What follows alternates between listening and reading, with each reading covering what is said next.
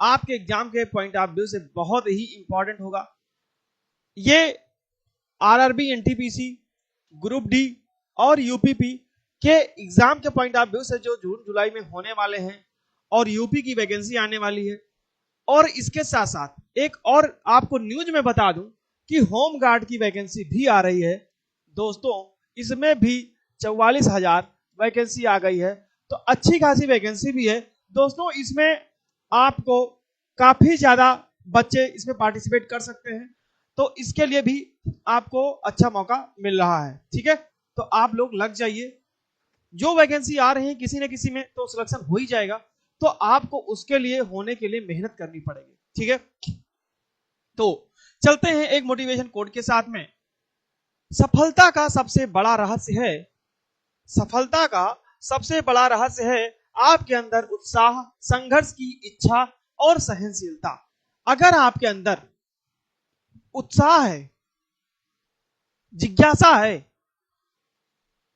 साथ ही में आपको संघर्ष करने की इच्छा है कि कैसे भी बाधाएं आएंगी पर मैं रुकूंगा नहीं, जब तक आप अपने लक्ष्य को प्राप्त नहीं कर लेंगे तब तक नहीं रुकना है। कितने भी हार्ड क्वेश्चन आए हमको करना ही होगा। और सहनशीलता भी हो, अगर कहीं कोई प्रॉब्लम आए तो पेशेंस बना के रखना होगा, उलझना नहीं होगा, ताकि समस्याओं से बचा जा सके, समस्याओं से दूरी बनाई जा सके, समस्याओं को कम किया जा सके। ठीक है, तो जो समस्याएं हैं लॉजिकल हैं, पढ़ने लिखने से हैं, समझ में नहीं, वो तो ठीक है, लेकिन इलॉजिकल समस्याएं जो बन जाती हैं, आ जाती हैं हम लोगों के व्यवहार से, उससे बचना है। तो इसलिए आपको सहनशीलता, जो ये वर्ड आया है, सफलता में बहुत इंपॉर्टेंट पार्ट ये होगा सफलता के लिए। ठीक है, सहनशीलता बहुत ही इंपॉर्टेंट होगा, तो इसलिए आपको ध्यान रखना है। चलिए अब हम लोग चलते हैं क्वेश्चन पे। क्वेश्चन क्या है आपका? क्वेश्चन पहला है,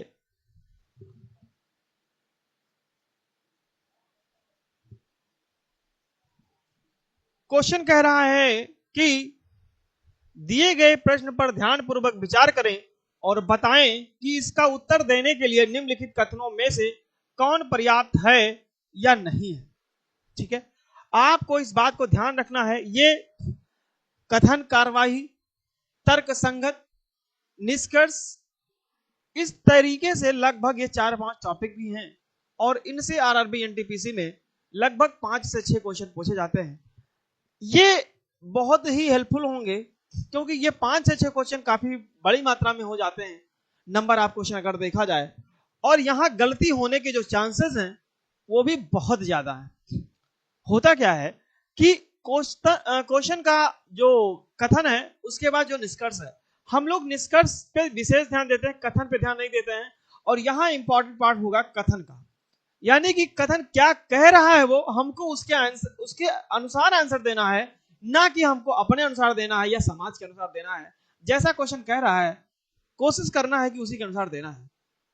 ठीक है, तो इस बात को ध्यान रखिएगा। चलिए क्वेश्चन पढ़ते हैं। क्या है,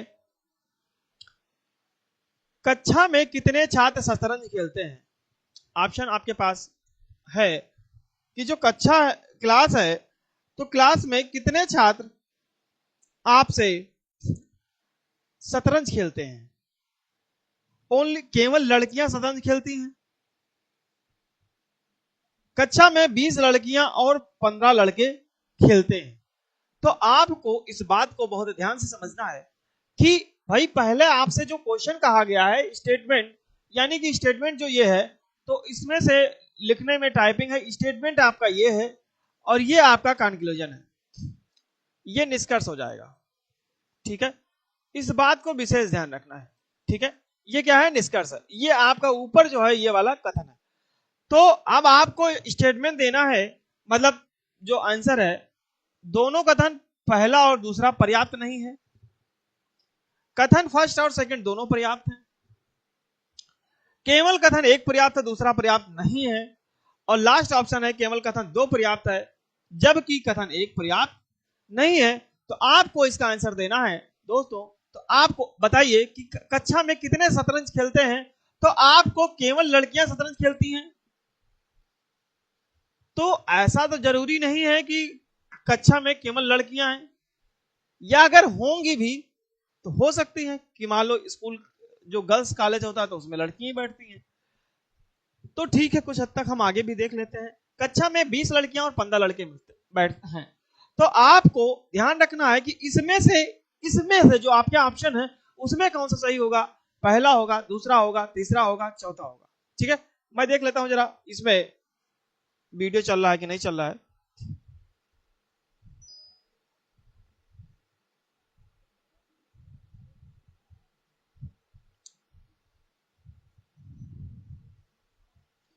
ठीक है दोस्तों, आवाज तो आ रही है, चलिए बहुत अच्छा है। अब आप इसको बताइए, तो इसमें जो होगा आपका वो आपका दोनों होगा। ठीक है, इसमें क्या होगा, दोनों होगा। तो आपको ध्यान रखना है, दोनों में आपसे कहा गया है कि कथन बी पहला और दूसरा दोनों पर्याप्त है। ठीक है, पहला और दूसरा दोनों पर्याप्त हैं, क्योंकि भाई क्लास की बात कर रही है, क्लास में कहा रहा शतरंज खेलते हैं, तो शतरंज में जैसे मान लो क्लास 50 लोगों की बैठी है, तो 50 लोगों में से हो सकता है सिर्फ लड़कियां पार्टिसिपेट शतरंज में करें, या हो सकता है कि 20 लड़कियां 15 लड़के भी कर सकते हैं, तो इसलिए दोनों पर्याप्त होंगे। ठीक है, आगे चलते हैं। अगला क्वेश्चन है, क्वेश्चन को बहुत ध्यान से समझिएगा, क्योंकि एक एक क्वेश्चन एक एक नंबर आपके लिए बहुत ही हेल्पफुल रामबाण साबित हो सकता है। तो यहां पे एक भी क्वेश्चन गलती करने की कोशिश ना करना, ताकि पहले क्वेश्चन को ध्यान से पढ़िए, आंसर अपने आप से सही हो जाएगा। आपसे कहा गया है यदि प्रत्येक गेंद का वजन समान हो तो 10 लोहे के गेंदों की वजन कितना है। क्वेश्चन का कथन समझ पाए। देखो ये जो लिखा गया है इससे हमें कोई मतलब नहीं होगा, क्वेश्चन पढ़ने के लिए ठीक है। आपसे कहा गया दिए गए प्रश्न पर विचार करें और निर्णय लें कि प्रश्न का उत्तर देने के लिए निम्न में से कौन सा कथन पर्याप्त है। ठीक है, लेकिन हमको पढ़ना मेन चीज यही है। तो यदि प्रत्येक गेंद का वजन समान हो, तो प्रत्येक गेंद का वजन समान है अगर, तो आप क्या करेंगे, मान लो आप सिर्फ हम समझा रहे हैं इसमें क्या है, हम उसके अनुसार आंसर देंगे। पहले समझा रहे हैं जैसे 10 लोहे के गेंदों का वजन कितना है और प्रत्येक गेंद समान है, तो आप बताओ अगर प्रत्येक गेंद समान है, क्या है, प्रत्येक गेंद समान है, तो अगर मान लो एक गेंद, हम पहले एक ही गेंद मानेंगे, तो एक गेंद का जो वजन है x है, ऐसा मैं मान लू एक गेंद का वजन जो है x है, तो आप क्या करेंगे कि भैया 10 लोहे की गेंदों का वजन कितना होगा। तो अगर 10 लोहे की गेंदों का वजन करें तो आप बताओ भाई एक गेंद का x है तो 10 गेंदों का 10x हो जाएगा। बोलो भाई x plus x plus x plus x यानी 10 टाइम x करेंगे तो 10x हो जाएगा, हो जाएगा। अब ये हो गया कथन का, स्टेटमेंट का हो गया। अब हम लोग चलते हैं यहां क्वेश्चन पे। प्रत्येक बाल का 1/4 वजन 5 किलोग्राम है, प्रत्येक बाल का 1/4 वजन 5 किलोग्राम है। तो जो हमने एक्स राइट किया था, क्योंकि मुझे ये नहीं पता कि कितने कितने का है, समान कहा था इसलिए हमने एक्स कर लिया। तो ये हो सकता है 5 किलोग्राम का हो सकता है। 3 लोहे की बाल का कुल वजन 2 लोहे के बाल के कुल वजन से 20 किलोग्राम अधिक है।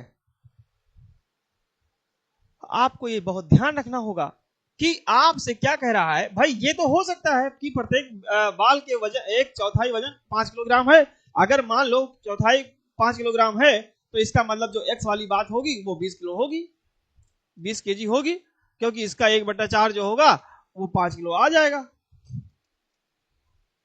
बोलो बात समझ में आई कि नहीं, क्योंकि एक्स मैंने लेट किया था, तो एक्स के अनुसार हम जो वैल्यू वहां पे आएगी नंबर ऑफ वैल्यू, तो वो अगर 20 रखेंगे तो 5 किलोग्राम आ जाएगा। तो पहला तो आ रहा है। दूसरा देखिए, अब 3 लोहे की बाल का कुल वजन 2 लोहे की बाल के कुल वजन से 20 किलोग्राम अधिक है। तो आप बताओ कि 3 लोहे के बाल के कुल वजन, इसका मान लो हमने कहा कि 3 का 3x मान लो क्योंकि x माना था।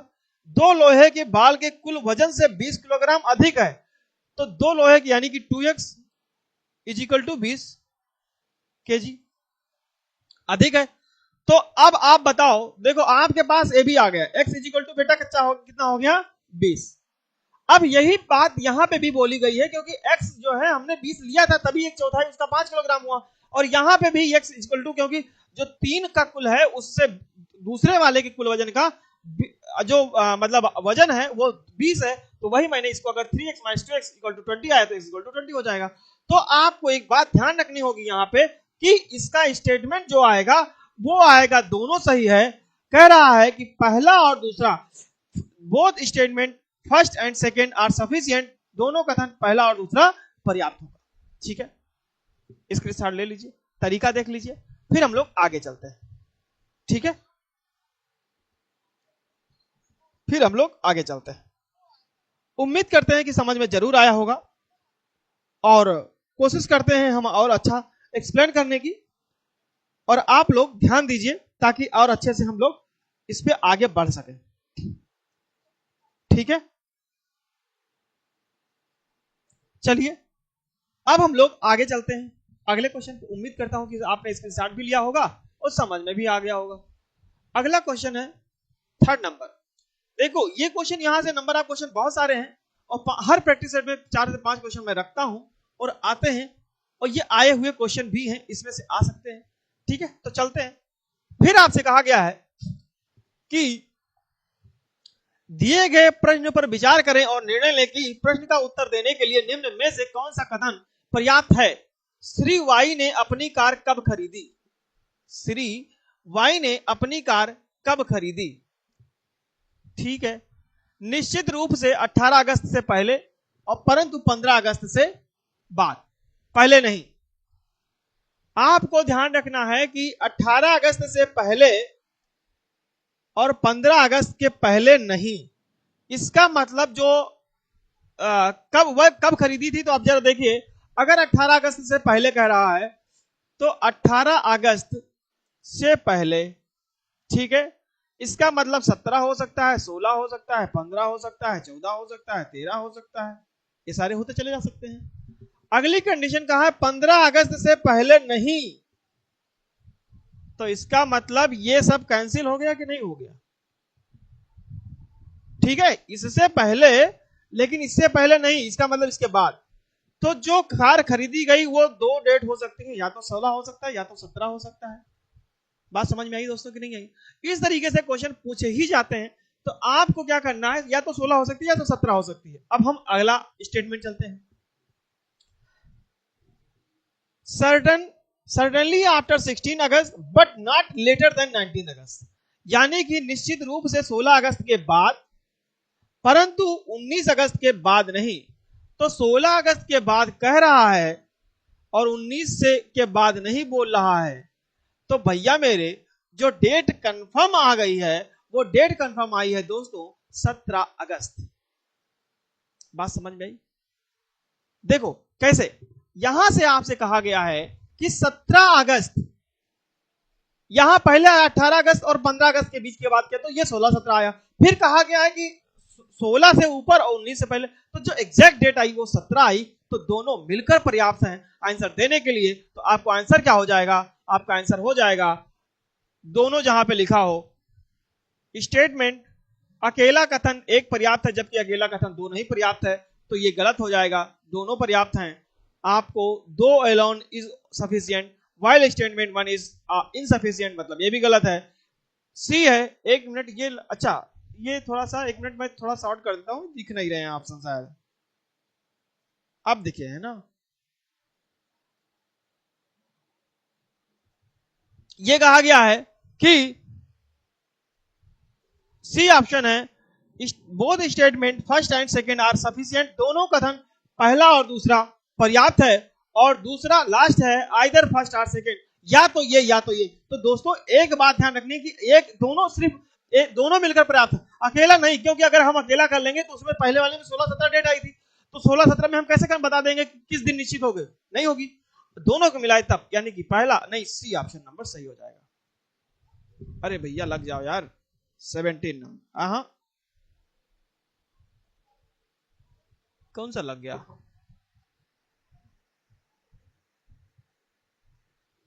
सॉरी दोस्तों, ये तो अगला वाला आ गया। ये वाला इसका था ना, इस वाले का दोनों, यानी कि सी ऑप्शन।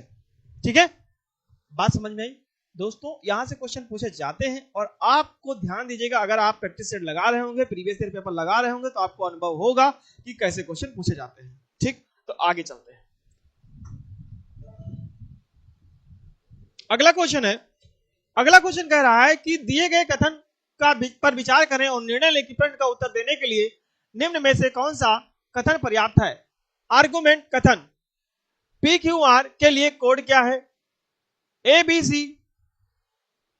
मतलब PQR जो है उसके लिए कोड बताना है कि ये क्या होगा, इसका कोड क्या होगा। अब ये स्टेटमेंट था और ये निष्कर्ष है। अब इसमें से बताना है क्या होगा, ये हम दोनों मिला करके देखते हैं क्या है। ABC BCD को दर्शाता है, जो ABC है BCD को दर्शाता है। DEF जो है वो EFG को दर्शाता है। ठीक है, LMN, फिर अगला है, अच्छा दूसरा कथन यहां से तो कह रहा है कि LMN MNO को दर्शाता है। ठीक है, OPQ PQR को दर्शाता है। तो आप बताइए कि इसमें से PQR के लिए कोड क्या होगा। तो आपको इस बात को बहुत ध्यान रखना होगा कि जैसे आपसे पहले कहा गया है कि ABCD, तो आप जरा ध्यान दीजिएगा, जैसे ABC BCD कोड है, तो आप बताओ ये दोनों कॉमन इसमें आए? बिल्कुल आए। आगे बताओ DEF रिप्रेजेंट EFG, तो DEF रिप्रेजेंट क्या कर रहा है?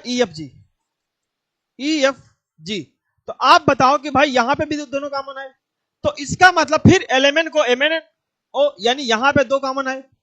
OPQ को PQ यहां पे दोनों आए, तो PQR का क्या आएगा दोस्तों? ये आपको आएगा QR और S, और ये दोनों के लिए आपको ये हम पहले से भी कर सकते हैं और दूसरे से भी कर सकते हैं। ये आपको विशेष ध्यान रखना होगा, क्योंकि यहां दोनों मिलकर की जरूरत नहीं है। यहां पहले वाले से भी क्लियर है, दूसरे वाले से भी क्लियर है, तो इसका मतलब ये होगा आइदर आर की कंडीशन बहुत ध्यान रखना होगा, या तो पहला लगा सकते हैं या तो दूसरा लगा सकते हैं।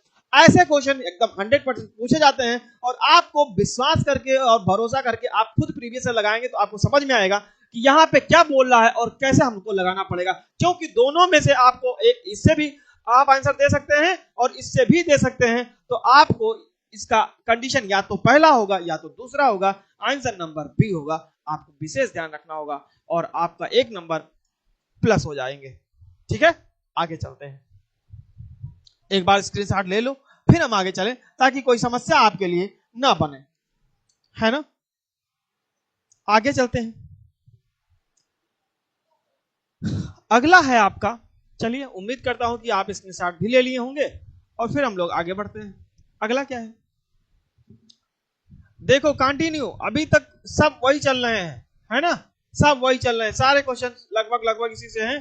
तो यहां से मैक्सिमम क्वेश्चन आपको करवा रहे हैं, क्योंकि यहां से जो क्वेश्चन है वो बहुत इंपॉर्टेंट भी हैं, तो इसलिए इसको विशेष ध्यान रखना पड़ेगा।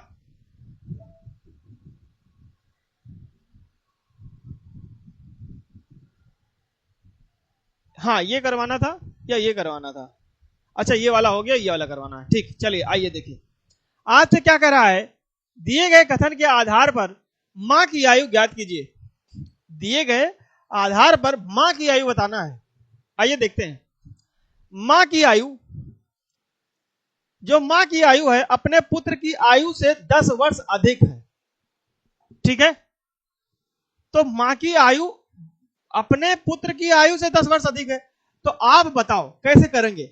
अगर पुत्र की आयु कुछ फिक्स होती तो मां की आयु हम पहले वाले कंडीशन से ही निकाल सकते थे। बात समझ में आ रही है? जब हम मां की बच्चे की आयु कुछ भी होती, फिक्स होती, अगर मान लो सपोज दैट कि बच्चे की आयु जो है, बच्चे की आयु, क्वेश्चन पे ध्यान रखिएगा, बच्चे की आयु हम मान लिए 20 वर्ष है। क्या मान लिए? 20 वर्ष है। अब यहां से यह निकल सकता था मां की आयु अपने पुत्र की आयु से 10 वर्ष अधिक है, तो मां की आयु कितनी हो जाएगी? यहां पे मां की आयु जो है वो आपकी हो जाएगी 30 वर्ष, क्योंकि 10 वर्ष अधिक बताया है, तो 20 वर्ष अगर बच्चे के हैं तो 30 वर्ष किसकी हो जाएगी? मां की हो जाएगी।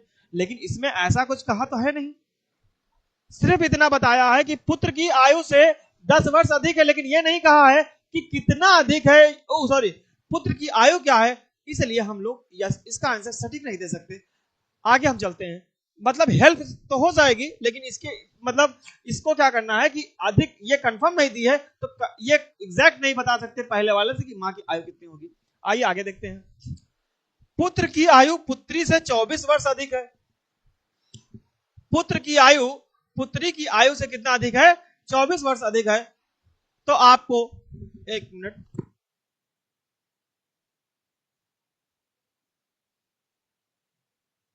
चलिए हम लोग क्या कर रहे थे कि इसमें जो है आपको कहा गया है पुत्र की आयु पुत्री से 24 वर्ष अधिक है।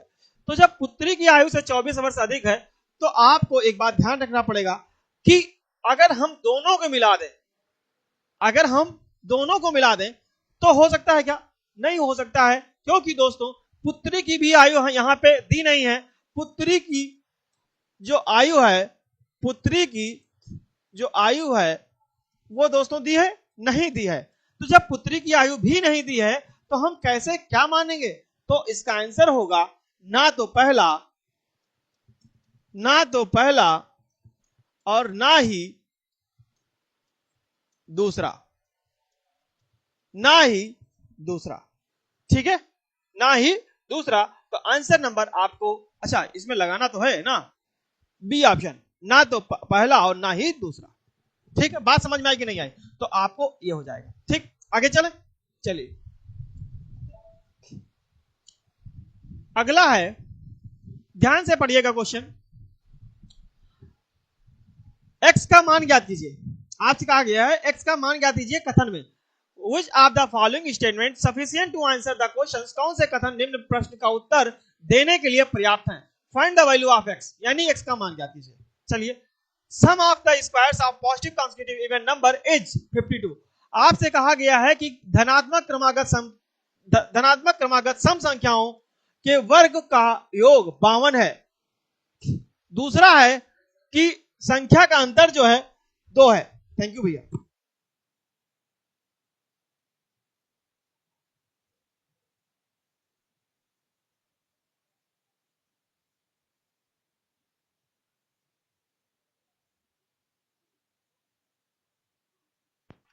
चलिए दोस्तों, थोड़ा जल ग्रहण करने लगे थे इसलिए आप कर दिए थे। चलिए अब आप क्या करना है, कह रहा है कि जो डिफरेंस है वो कितना है? 2 है। कितना है? 2 है। तो आइए आपको क्या करना है, दो क्रमागत धनात्मक सम संख्याओं का योग।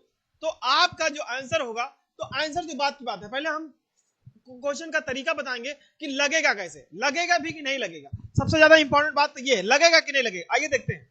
धनात्मक, आपको ध्यान रखना है sum of square positive consecutive even number. तो आपको ध्यान रखना पहला x प्लस 2 ये इवन नंबर है, ठीक है, x प्लस 4 आ जाएगा, x प्लस 6 और x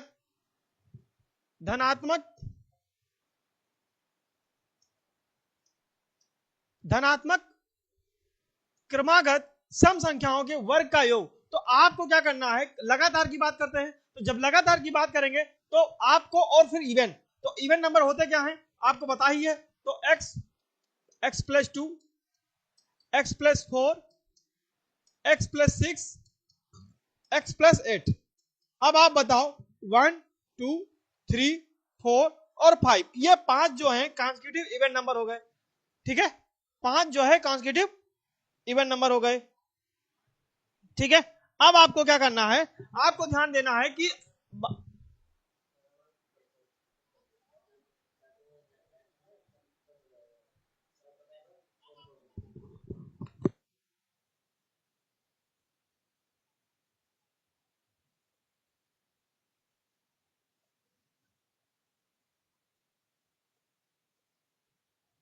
लाइट की प्रॉब्लम आ रही है, तो इस क्वेश्चन को हम बताएंगे, फिर उसके बाद क्लोज करेंगे। ठीक है, चलिए अब आपको क्या करना है, इसका सबका स्क्वायर कर दो।